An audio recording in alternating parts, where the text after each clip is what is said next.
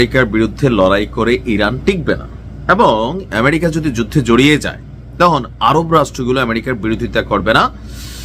পাশাপাশি ইউরোপীয় ইউনিয়ন আমেরিকাকে সাপোর্ট করে যাবে। রাশিয়া এক ধরনের নিরপেক্ষ অবস্থানে থাকবে, বিবৃতিতে থাকবে।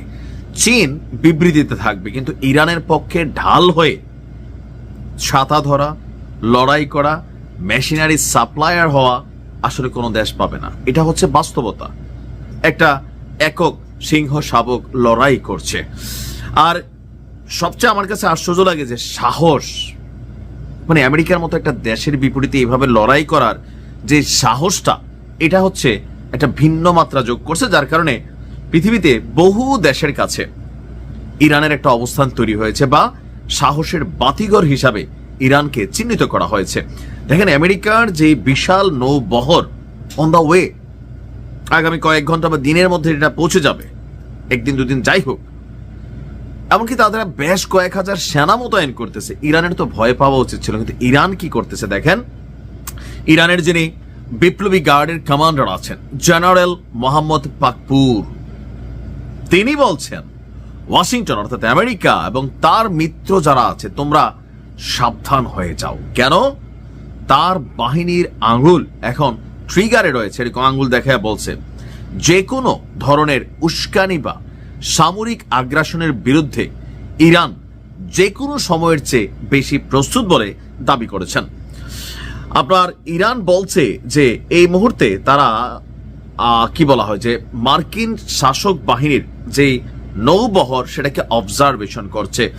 আর পাশাপাশি শুধু অবজারভেশন না, সেখানে তারা পাল্টা প্রতিরোধ ব্যবস্থা এবং কি সেই নৌবহরের বিরুদ্ধে লড়াই করার জন্য তাদের গোপন মেশিনগুলোকে প্রস্তুত রেখেছে। এমনকি যেই উপসাগর, যেখানে আপনার কি বলে যে আরব সাগর, সেইটা ইরানের সীমানার মধ্যে। যদি এখানে মার্কিন নৌবাহিনীগুলো অবস্থান নেয় এবং যে কোনো ধরনের কোনো যুদ্ধ পরিস্থিতি অথবা ইরানের বিরুদ্ধে কোনো অভিযান পরিস্থিতি ইরান টের পায়, তাহলে আমেরিকার আগেই পাল্টা জবাব তারা আগে দিয়ে দিবে। এখন ধরেন ওনার কথা অনুযায়ী দিয়ে দিল, রেজাল্ট কি হবে? ইরানের অবস্থা কাহিল হয়ে যাবে। ওই যে প্রথমে বললাম, লড়াইটা করতে হচ্ছে ইরানকে একা, আশেপাশে সবাই আছে, কিন্তু যুদ্ধ শুরু হয়ে গেলে এই যুদ্ধে কেউ ইনভলভ হবে না। আর যদি হয় তৃতীয় বিশ্বযুদ্ধ, কে হতে পারে ইনভলভ? রাশিয়া। এখন রাশিয়া যদি এই মুহূর্তে ইরানের পাশে না দাঁড়ায়, তাহলে পুতিনকে সাপোর্ট করা আমরা বন্ধ করে দিব। কারণ রাশিয়া ইউক্রেন যুদ্ধে ইরান যেভাবে মেশিনারিজ দিয়ে একমাত্র রাষ্ট্র, প্রকাশ্যে, গোপনে উত্তর কোরিয়া দিছে, চীন দিছে, কিন্তু ইরান প্রকাশ্যে মেশিনারিজ, ড্রোন, মানে যত ধরনের সাপোর্টিং অ্যাক্টিভিটিস দরকার ছিল ইরান করছে। বিনিময়ে তারা পশ্চিমা বিশ্বের নিষেধাজ্ঞা খাইছে, বাট থামে নাই। তো ইরানের এই যে বন্ধুত্বটা, এটা তো পশ্চিমারা আগে থেকে টার্গেট করছে যে দেখো রাশিয়াকে তো পশ্চিমারা ঝুঁকাইতে চাইছে, কিন্তু আপনার ঝুঁকাইতে পারে নাই। ইরানের সর্বোচ্চ নেতা বলছেন যে বিশ্ববাসীকে একটা নতুন শঙ্কার দিকে নিয়ে যাচ্ছে মার্কিন যুক্তরাষ্ট্র। আপাতত ইরান এবং যুক্তরাষ্ট্র একে অপরের গতিবিধি পর্যবেক্ষণ করছে এবং চূড়ান্ত কোনো পদক্ষেপের জন্য সঠিক সময়ের অপেক্ষায় আছে, যেমনটা মার্কিন যুক্তরাষ্ট্র, তদ্রুপ ইরান। তবে ইরান আগ বাড়িয়ে কোনো অভিযান পরিচালনা করবে না। যদি মার্কিন যুক্তরাষ্ট্র কোনো ধরনের অ্যাক্টিভিটিস চালায়, ছোট হোক বড় হোক, সাথে সাথেই জবাব দেবে ইরান। কি সেই গোপন মেশিন?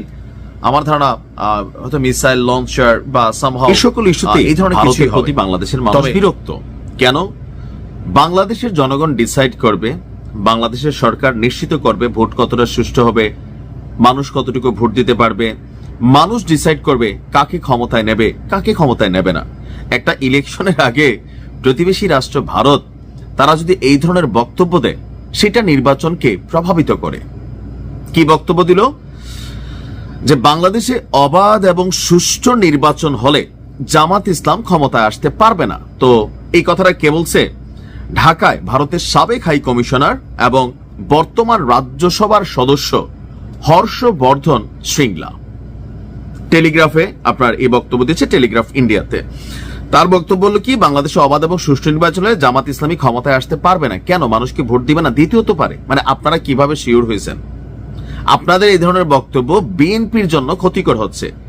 এটা বিএনপির জন্য কিন্তু আসলে ক্ষতিকর হচ্ছে। ভারতের রাজনীতি বোঝারা কঠিন।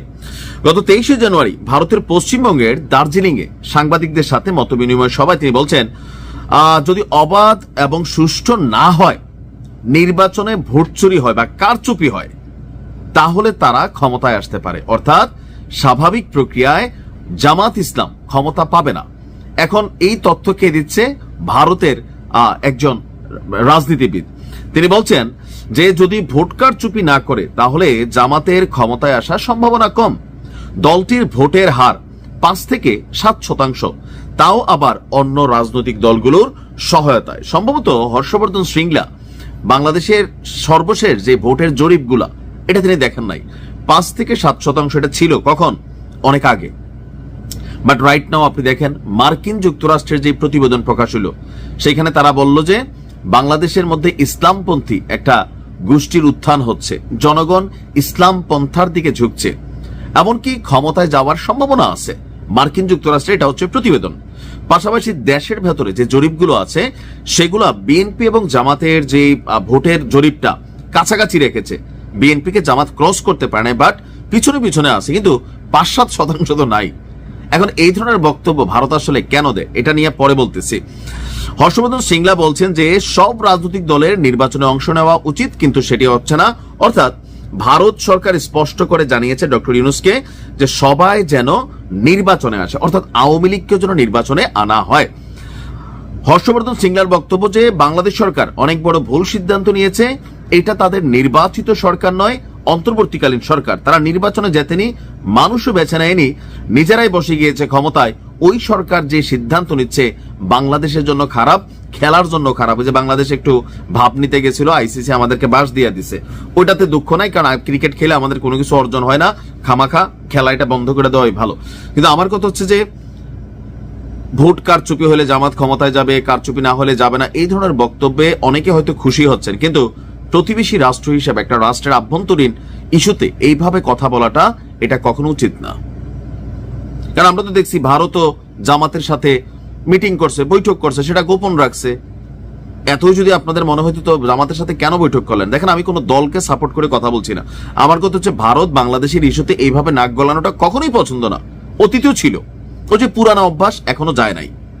দেশের জনগণ ঠিক করবে বিএনপিকে ক্ষমতায় নিবে নাকি জামাতকে ক্ষমতায় নিবে। ভোট সুষ্ঠু হবে নাকি না হবে, এটা ডক্টর ইউনূসের দায়ভার। ডক্টর ইউনূসকে আজীবনে দেশের জবাবদিহিতা করতে হবে।